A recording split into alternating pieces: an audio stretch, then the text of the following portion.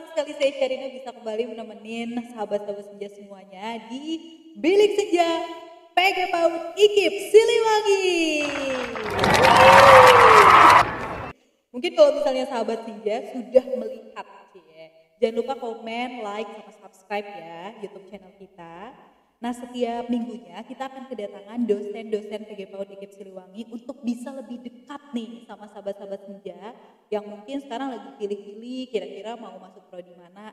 Jangan riweuh, jangan liar, langsung aja klik pmb.ikipsiliwangi.ac.id dan langsung pilih prodi PG PAUD IKIP Siliwangi sebagai pilihan pertama.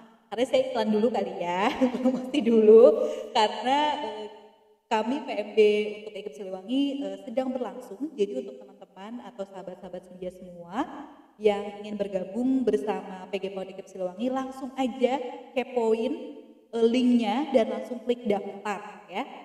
Nanti ada panduan-panduannya gimana sih cara bergabung dan daftar di PG PAUD IKIP Siliwangi ya.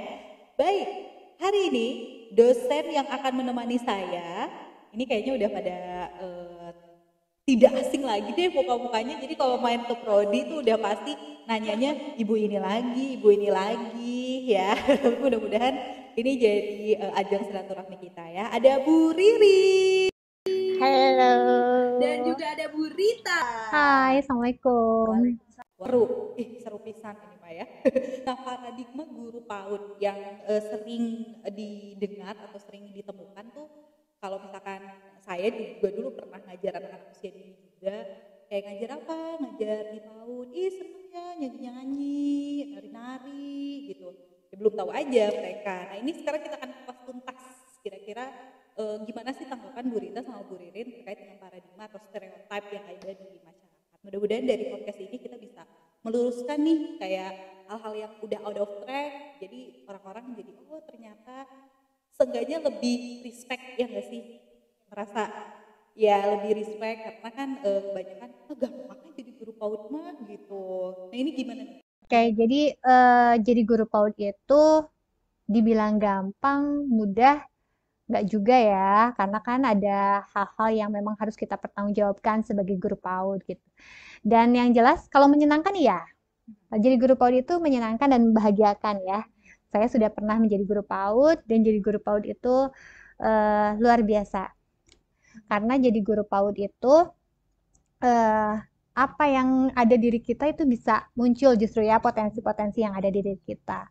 Soalnya misalnya kan saya suka nyanyi, ya otomatis kan nyanyi ya kayak tadi ya. Tapi nggak cuma nyanyi doang. Jadi guru PAUD itu ternyata kita harus tahu bagaimana karakteristik anak usia dini, bagaimana juga tahapan perkembangan anak sesuai dengan usianya. Kemudian bagaimana ketika ada anak yang tidak sesuai dengan tahapan usianya, bisa jadi melebihi gitu ya. Misalnya usia 4-5 tahun tapi dia sudah bisa lebih dari usia yang 5 tahun atau sebaliknya. Usianya seharusnya sudah bisa dalam tahap perkembangan 5 tahun tapi dia masih di usia yang 2 atau 3 tahun kan itu jadi masalah ya. Namun seorang guru PAUD yang profesional itu insya Allah bisa mencari solusi untuk hal-hal tersebut gitu.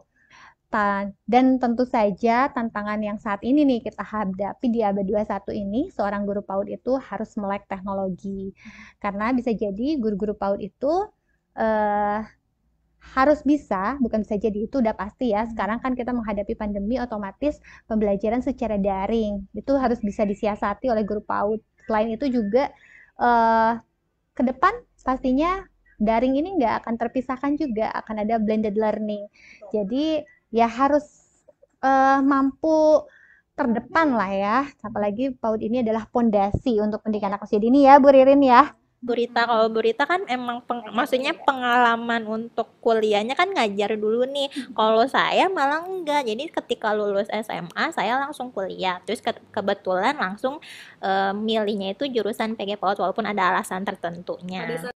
Jadi gini, awalnya itu diperkenalkan itu sama orang tua, karena orang tua juga berkecimpung di dunia pendidikan anak usia dini. Orang tua melihat prospek yang cukup besar di pendidikan anak usia dini untuk kedepannya. Dan ketika saya masuk awalnya ya udah sih ikutin aja ya, kayak kayak SMA biasa, kuliah pulang atau gimana gitu. Kupu-kupu ya ada ya. Awalnya awalnya gitu kan awalnya. Cuman semakin naik nih semesternya, tingkatannya itu malah semakin menyenangkan. Jadi kita tuh nggak cuman teori aja Bu Syarin, tapi kita tuh praktek. Praktek di mana yang kadang mahasiswa reguler itu harus dituntut untuk berinovasi, harus dituntut untuk kreativitasnya seperti apa. Karena kita nggak tahu nih Guru itu adalah panggilan jiwa, ya, panggilan jiwa. Kemudian guru itu adalah profesi yang mulia. Apalagi guru PAUD, ya, setelah pendidikan luar biasa. Nah, kemudian guru PAUD yang luar biasa begitu, bagaimana mendidik anak-anak di usianya yang lagi menggemaskan gitu ya, yang lucu-lucunya gitu, yang tentu saja tantangannya berbeda dengan jenjang-jenjang yang lainnya gitu. Ketika kita mencintai apa yang menjadi profesi kita sebagai guru PAUD, maka akan timbul kebahagiaan-kebahagiaan. Nah, dan juga kita akan menemukan hal-hal baru. Dan sebetulnya kita akan lebih banyak belajar dari anak-anak usia dini terkait dengan kehidupan itu seperti apa. Dan juga banyak hal lagi yang kita temukan dalam pembelajaran di pendidikan anak usia dini.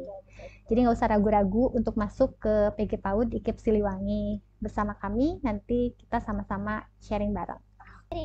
Saya Rita Nurunisa. Ingat guru, Ingat IKIP Siliwangi. wassalamualaikum warahmatullahi wabarakatuh. Dadah.